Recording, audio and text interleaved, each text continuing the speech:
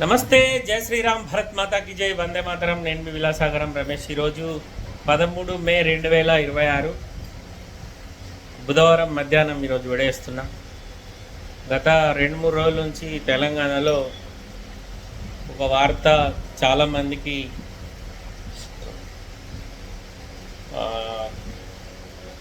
అసలు ఏం జరుగుతుంది, వాట్ నెక్స్ట్ అనే విషయంలో పరిశాన్ అయింది. సరే, ఎవరు ఏదైనా చిన్న పొజిషన్లో ఉన్నోళ్ళైనా పెద్ద పొజిషన్లో ఉన్నోళ్ళైనా, ఆడపిల్ల ఉన్నోళ్ళు, ఇంట్లో పెరిగే పిల్లలు ఉన్నోళ్ళు, తల్లిదండ్రులు ఖచ్చితంగా బాధ్యతాయుతంగా పిల్లల సంరక్షణ అనేది చూసుకోవాలి. ఇప్పుడు మన ఇంట్లో ఒక ఆడపిల్ల ఉందంటే దానికి సంబంధించిన కొలీగ్స్, అంటే వాళ్ళ క్లాస్మేట్స్, ఆ క్లాస్మేట్ ఫ్రెండ్స్ అని ఎవడో ఒకడు మన ఇంటికి వస్తూ ఉంటాడు.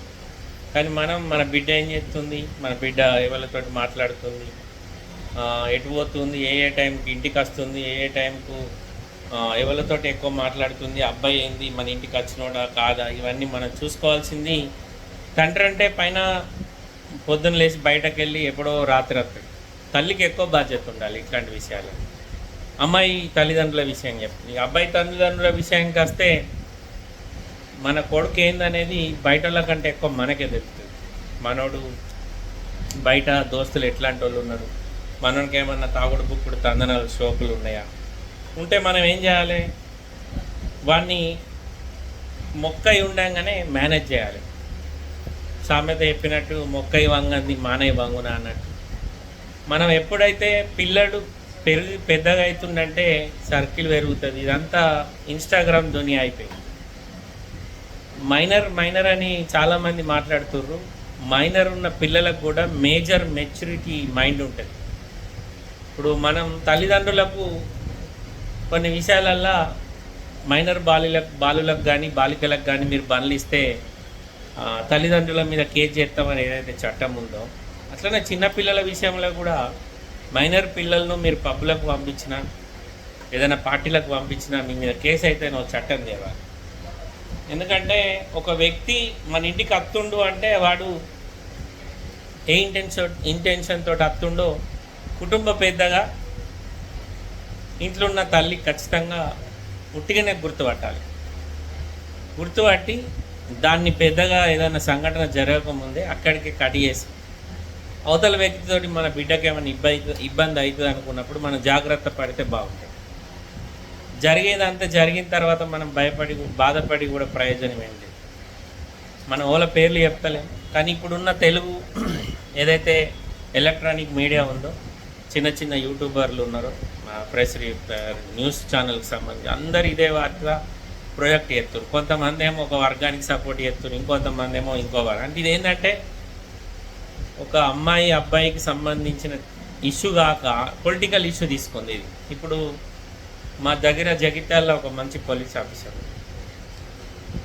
ఎలాంటి పొలిటికల్ ప్రెషర్కు లొంగకపో నిజాయితీగా పనిచేస్తుండే, తప్పు ఓడి చేసినా కానీ తప్పని చెప్పుకోండి. చాలా రోజుల క్రితం నలీన్ ప్రభాస్ సార్ ఎస్పీ ఉన్నప్పుడు, అప్పుడు కరీంనగర్ జిల్లా హెడ్ క్వార్టర్లో నెలకొకసారో 2 నెలలకు ఒకసారో ఇప్పుడు మావోయిస్ట్ ప్రాబ్లం బాగుంటే జిల్లాల వారీగా ఎస్ఐలను, సిఐలను, డిఎస్పీలను అక్కడికి పిలిపించి ఒక మీటింగ్ పెట్టి చర్చలు జరుగుతుంది. ఆ టైంలో నేను కళ్ళ నిండా చూస్తాను. అప్పుడు ఒక ఎస్ఐకి కానీ సిఐకి కానీ గన్మెన్ లెక్క ఒకళ్ళు వస్తారు. వాళ్ళకి AK-47 వేపన్ 2 మ్యాగజైన్లు ఉంటాయి. అప్పుడు ఎందుకంటే అప్పుడు ఆ పరిస్థితి కూడా అట్లే ఉంటుండే. ఖచ్చితంగా ఎస్ఐకి ఒక AK, ఒక కార్బన్ ఒక AK ఉంటుంది. సిఐకి అయితే 2 AKలు ఉండరు. డిఎస్పీకి కూడా 2 AKలు ఉండి సెక్యూరిటీ ఇద్దరు గన్మెన్లు. అయితే ఆ రోజు అందరం క్రైమ్ మీటింగ్ పోయినప్పుడు అందులో నేను కూడా ఉన్నా. ఒక గన్మెను వితౌట్ షూ తోటి AK పట్టుకొని వచ్చింది. వస్తే ఆ గన్మెన్ దగ్గరికి వెళ్ళి నలీన్ ప్రభాస్ సారు AK-47 వేపన్ తీసుకొని ఈయన మీద ఎంక్వైరీ, ఈయన ఇట్లా షూ లేకుండా వచ్చిండు, నాకు రిపోర్ట్ చేయరని అక్కడ ఉన్న ఆఫీసర్ పిలిచి వెళ్ళిపోయాడు. ఐపీఎస్ అంటే అప్పుడు బాగా భయపడింది. ఇప్పుడంటే ఐపీఎస్ అయినా భయం లేదు, ఐఏఎస్ అయినా భయం లేదు, జడ్జి వచ్చి మనం ముంగట నిలబడ్డ భయం లేదు. అంటే అట్లా అయిపోయింది సమాజం. ఆ టైంలో ఆ గన్మెన్కి సంబంధించిన సార్ ఈ సారు వాళ్ళ సిఐ సారు ఈ సార్ ఇద్దరు మాట్లాడుకోగా నేను అక్కడ నా కళ్ళతోటి నేను నిన్న చూసిన చెప్తున్నా, అరే ఎస్పీ గారు ఇట్లా చేసిరే అని, అంత మనోళ్ళే కాదని. అంటే ఈసారి ఏమన్నాడు తెలుసు, మనోడు ఏందా మనోడు ఇప్పుడు రాగానో పోగానో తవ్వాలో ఏమన్నా జరుగుతుంది, ఆడు మన మీద అటాక్ చేస్తాడు, మనం చెప్పులతో ఆయన పట్టుకోగలుగుతామా? సార్ కరెక్టే చేసిందండి అందరి ముంగట, అందరు ఆఫీసర్లు. తప్పేముందండి, నీకు బాధ్యత లేదు కదా, నీకు బాధ్యత తెలవాలని ఆ పని చేసిందండి. అసొంటి సార్ కడుపున ఒకడు పుట్టిండు. సార్ ఎంత మంచోడో ఆ పోరాడు అంత బేకర్గా. ఆ సారు కొట్టిండు, తిట్టిండు, ఎన్నో రకాలుగా ఆయన ఇంట్లోకి వెళ్ళి కొట్టిండు, ఎన్ని చేయాలని చేసినాడు. కానీ ఆ పోరాడు మాత్రం ఆ సార్ మంచి పేరునంతా ఖరాబ్ చేసింది. ఇదంతా ఎందుకు చెప్తుందంటే పిల్లలు మనం కంటాం కానీ వాళ్ళ రాతలను మనం కనం.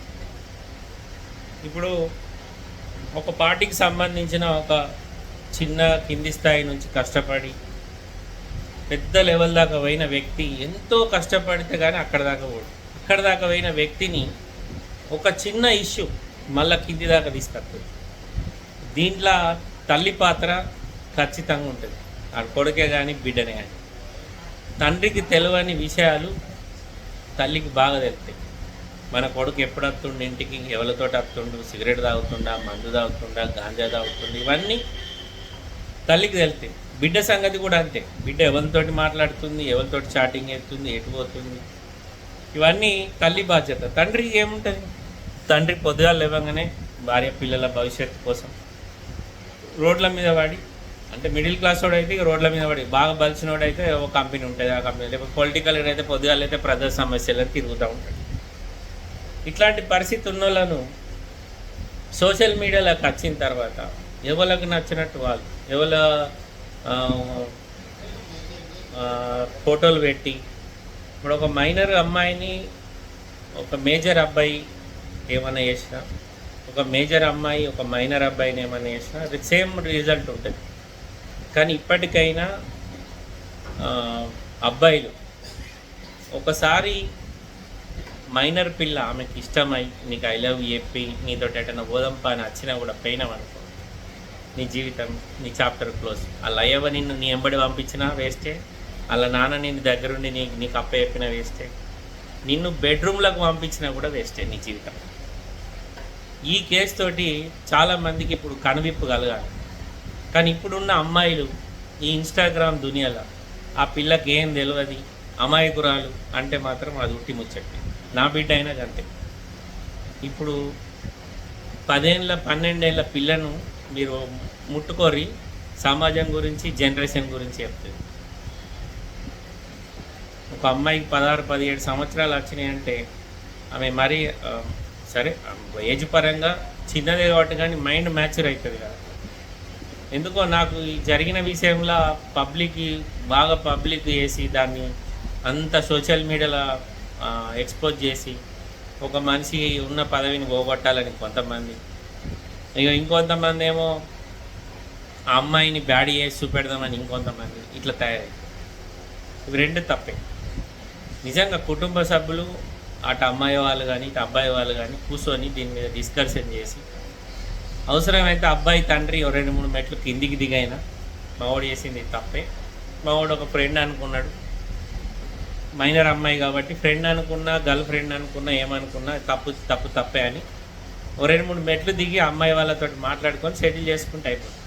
ఇంత పెద్ద ఇష్యూ చేసి దాన్ని ప్రెస్, సోషల్ మీడియాలో, ఎలక్ట్రానిక్ మీడియాలో ప్రొజెక్ట్ చేసి గంటలు అదే న్యూస్ చూపెట్టుకుంటారు. అమ్మాయిని ఇంకింత బ్లేమ్ చేస్తున్నారని నాకు అనిపించింది. నాకు కూడా 2 ఆడపిల్లలు ఉన్నారు.